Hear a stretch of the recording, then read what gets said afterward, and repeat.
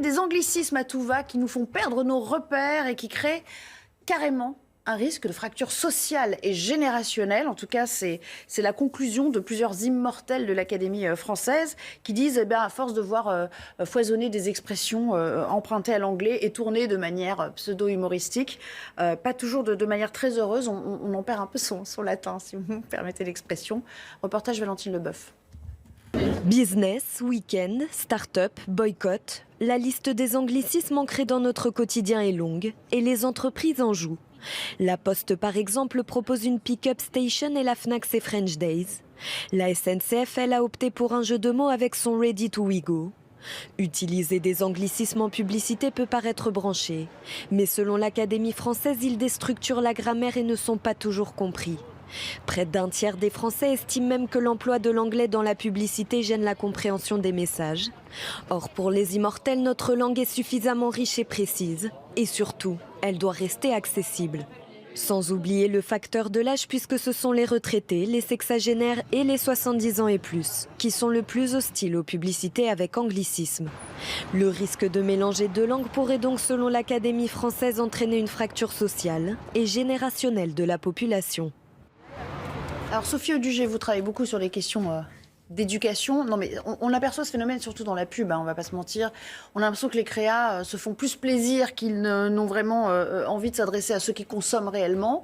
Est-ce que finalement tout ça n'entretient pas une culture de l'entre-soi qui est un peu dangereuse, effectivement ? Alors c'est un sujet quand même assez profond que met sur la table là aujourd'hui l'Académie française, qui n'est pas nouveau, qui vient en résonance aussi avec l'écriture inclusive évidemment, c'est-à-dire un mécanisme de fond en fait qui vise à déconstruire en fait la langue française au profit d'une langue soi-disant universaliste et qui évidemment met en primeur en fait la langue anglaise avec un anglais quand même au rabais. C'est bien ce qu'évoque ce rapport. Alors ce qu'il faut bien préciser quand même pour les gens qui nous écoutent, c'est qu'on est sur un rapport qui porte sur la langue écrite, exclusivement sur des communications institutionnelles. Et c'est quand même ce qui est important, et ce que précisent bien justement nos sages, c'est qu'en fait, ils expliquent que la communication institutionnelle de nos ministères, de notre fonction publique, de ceux qui sont censés communiquer aux citoyens, les objets et la nature des services publics se doivent d'être précis et clair. Or, la langue française est une langue qui a une structure analytique, contrairement à la langue anglaise qui a une structure synthétique, qui fait que, de toute manière, la langue française est quand même la plus précise et la plus claire pour expliquer ce qui doit être utile pour les citoyens, pour comprendre l'objet de nos services publics. Et que ce soit justement dans cette communication institutionnelle-là, auprès de nos services publics, qu'on soit tombé dans cette facilité, cette fausse branchitude d'utiliser des mots d'ailleurs qui n'en sont pas, parce que ce qu'expliquent bien les sages, et le rapport est intéressant, il fait 30 pages, il est très facile à lire. On invente des mots. Voilà, les mots sont inventés, on mélange des mots, etc. Mais l'impact, il est quand même assez énorme, puisqu'on casse les structures de la langue française, et qu'en dehors du fait, en fait, je crois qu'il y a deux gros problèmes à cela.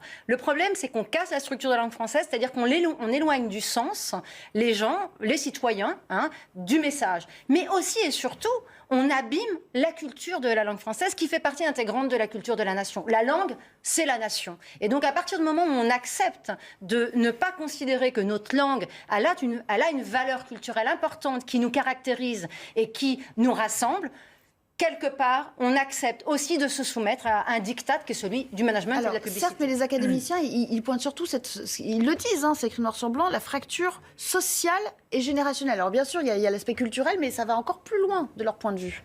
Alors moi, j'ai envie d'être un petit peu optimiste. C'est-à-dire que je suis totalement d'accord avec vous, sauf sur un point, c'est l'idée de branchitude.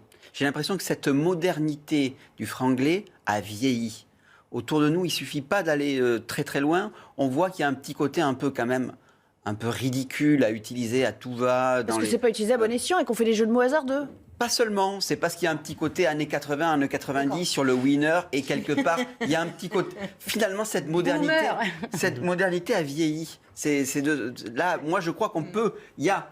Je ne crois pas que ce soit sur le plan légal qu'il faut agir. Là, la loi Toubon, c'est, je crois, au milieu des années 90. Ça commence à être quand même ancien. Ça n'a pas marché. Ça n'a pas marché. Ce qui peut marcher, c'est tout simplement, quelque part, un combat culturel. C'est de se dire, au fond, utiliser des mots anglais, ça fait un petit peu... Ça ne fait pas brancher, à vrai dire, ça fait un peu ringard. Ringardos. Au moins, même. vous n'avez pas dit cool et vous n'avez pas dit cheap. C'est pas mal déjà. Bravo. C'est peut-être ringard, mais c'est pourtant, encore une fois, bien utilisé par beaucoup de publicitaires. Alors, la publicité, c'est une chose. Oui. Bon, il y a toujours les petites astérisques qui renvoient au bon mot en français.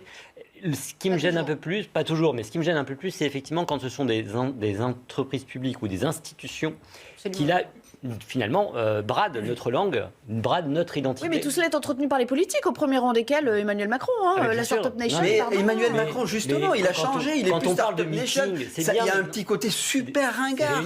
On n'utilise plus du... Je dis super, pardon. En plus, on a une très belle langue, même les happy hours, c'est très bien dans les bars, mais alors je vais être ringard et vieux, et vieux con, mais heures heureuses, c'est quand même beaucoup plus joli à entendre. D'accord, mais enfin, il faut tout bannir. Non, le brunch, le lunch, enfin tout. Il ne faut pas tout bannir. Ouais. Mais à un moment donné, ce qui est dommage, c'est quand la puissance publique accompagne la déstructuration de notre langue. Et autant les publicitaires, c'est de la sphère privée, on peut comprendre, ça répond à des codes plus ou moins ringards, et à ce moment-là, c'est eux qui s'en mordent les doigts si ça ne marche pas, mais que la puissance publique... Oui, ça se retourne contre eux, parce que 50% des personnes qui sont interrogées disent que quand le message passe pas sur une formule ou une pub, ils n'achètent pas le produit. Donc, sur le fait que ça imprègne la politique et nos institutions. Moi, je m'en remets vraiment au constat de l'Académie, parce que je pense que c'est l'institution qui fait qu'ils ont raison sur ce sujet. Évidemment, je suis d'accord avec vous aussi que ça se ringardise un peu, c'est ce qui va peut-être nous sauver. Je suis encore plus inquiète de l'écriture inclusive, parce que ça, malheureusement...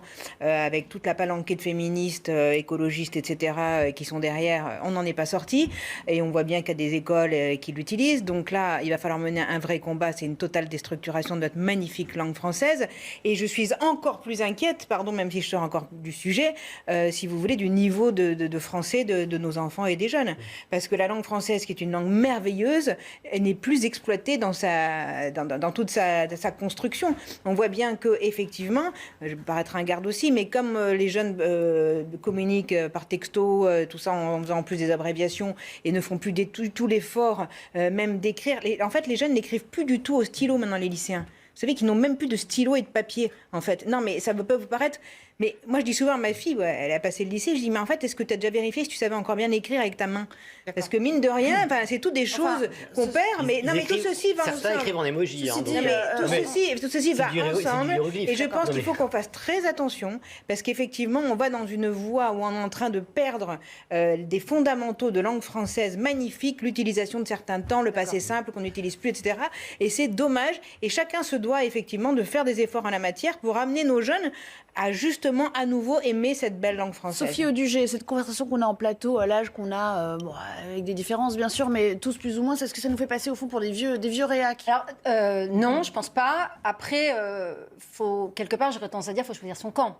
Je ne suis pas tout à fait d'accord avec vous quand on parlait de la ringardisation. Parce qu'en fait, ce qui va être ringardisé, quelque part, ce sont des mots que nous, on va utiliser parce que c'est des mots de notre génération anglaise. Ouais. Mais ceux-là, effectivement, les jeunes générations, ils vont trouver ça ringard. Par contre, eux, ils sont sans arrêt sur les réseaux sociaux, sans arrêt sur Netflix. Ils regardent quasiment toutes les séries en anglais sous-titrées. Donc ça veut dire qu'ils ont des mots qu'ils enregistrent. Et en fait, ils juxtaposent les mots les uns après les autres. Ils mettent, ce que décrit très bien l'Académie française, des ing à la fin de chaque mot, des ti à la fin de chaque mot. Ça ne veut plus rien dire. Mais faisant ça, ils déconstruisent complètement la structure syntaxique de la langue française. Or, la langue française, elle a plusieurs qualités. La première, c'est qu'elle a une structure syntaxique extrêmement solide. Elle a également une variété et une richesse lexicale incroyable. Et ensuite, elle a une immense capacité d'abstraction. C'est-à-dire que la langue française, qui est encore la langue, ça, peu de gens le savent, et le rapport le rappelle également, la langue utilisée à l'Union européenne pour tout ce qui consiste les textes juridiques. Pourquoi ? Parce que c'est une langue extrêmement précise, pointue, qui permet d'identifier tous les cas. C'est-à-dire que c'est la langue de l'expression écrite qui permet de clarifier la situation. Or, en France aujourd'hui, on a quand même plus d'un enfant sur 5 qui ne maîtrise pas la langue française. J'allais dire, voilà, au-delà de la problématique.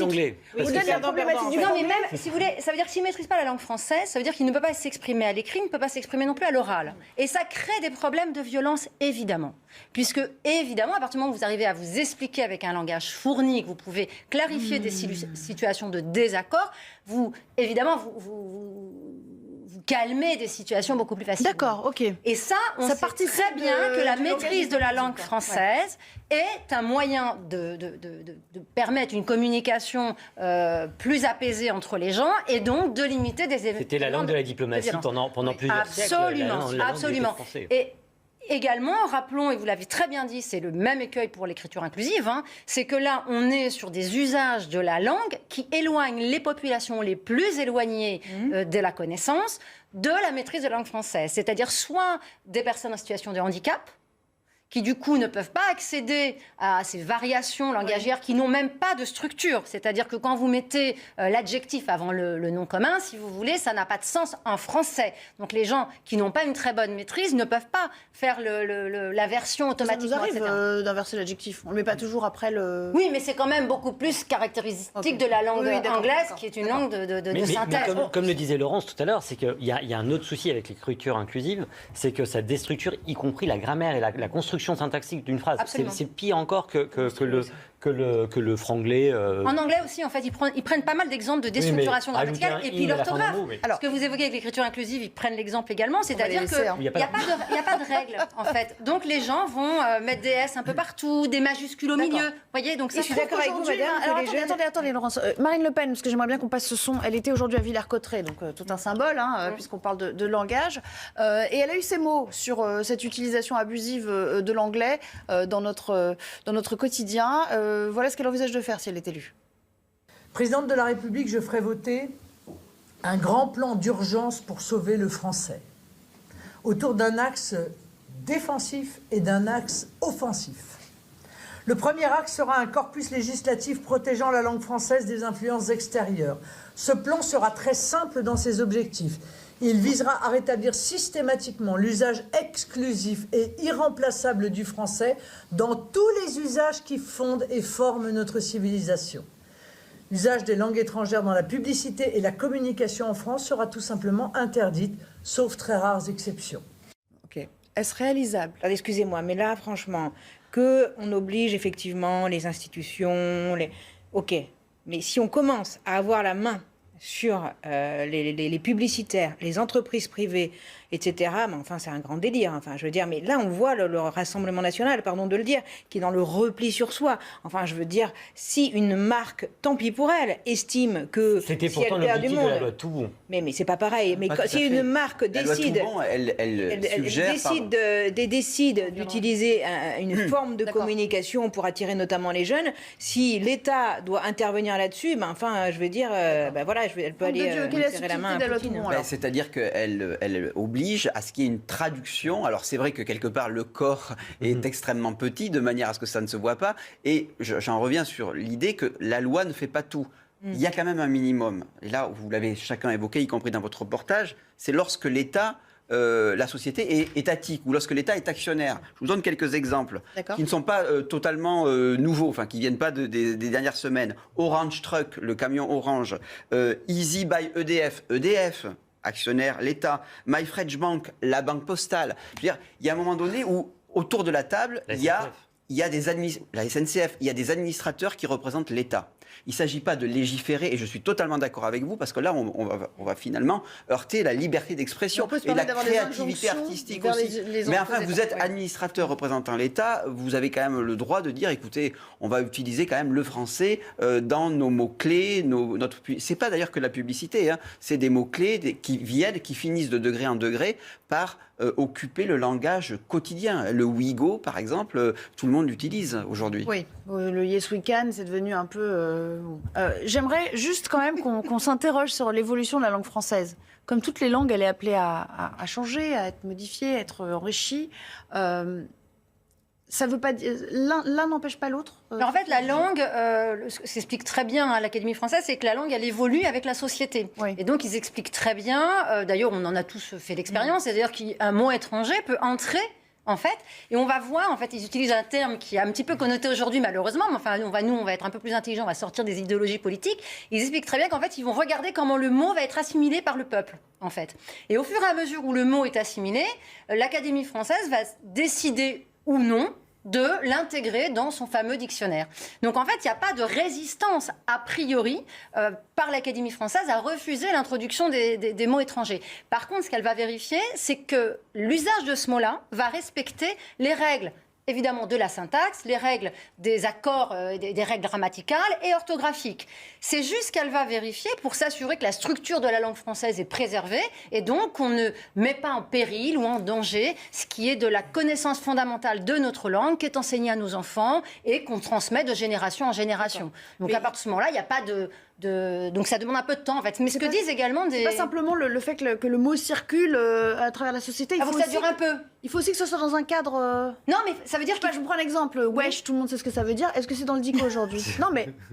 Alors là, je ne crois pas. Je ne crois pas. Ça y viendra. Alors là, c'est les sages qui vont à un moment se poser la question de savoir... Salut, comment ça va? Enfin, Si vous salut, voulez- c'est sympa, salut. C'est bien. Bon, bref. Après, si vous voulez, l'Académie française n'a pas vocation à mettre tous les mots dans le dictionnaire. Il y a également une langue qui est parlée, si vous voulez aussi. Vous n'allez pas dire aux gens les mots qu'ils ont le droit de prononcer. Quand vous avez des expressions familiales, on ne va pas les mettre dans Mais on dit bien hello, l'Académie tu me dis. française. Voilà. Hello, c'est Bon, ringard. après, ça c'est... Wesh, c'est Pour de moderne. vrai, vous l'aviez jamais entendu? Wesh. Ouais, c'est pas possible. Oui, quand même. Votre fille dans les séries, ouais, jamais? Ma fille, non, elle dit Non pas trop wesh. Bon. François-Xavier... Elle devrait reprendre. Je sais pas pourquoi. Non, mais pas du tout. C'est pas grave. David Xavier, un dernier mot, il vous reste 30 secondes. Non, mais là Sur où, l'évolution là où du je suis langage. entièrement d'accord avec Pas vous, devant c'est moi, en qu'il tout faut cas, avec ensuite- ses amis sûrement, mais elle respecte sa mère. Il faut donc, ensuite que parle les mots qu'on correctement. intègre. Alors, je vais vous prendre un exemple que tout le monde utilise, le sandwich, mais très peu l'orthographie bien des sandwichs avec ES à la fin. C'est pas HS ou sans pluriel. La difficulté, elle est là. C'est aussi que quand Absolument. on intègre des mots étrangers, il faut aussi les adapter à notre Voilà. grammaire et à notre syntaxe. Un match, par exemple, les matchs. Matches, Non, normalement, c'est matches. Voilà, mais en fait, l'Académie française va s'assurer que vous allez pouvoir l'utiliser en respectant la structure de la langue française. Voilà. D'accord. Allez, deuxième interruption. C'est très intéressant, en tout cas, de vous écouter les uns et les autres et de recueillir votre sentiment sur cette question sociétale.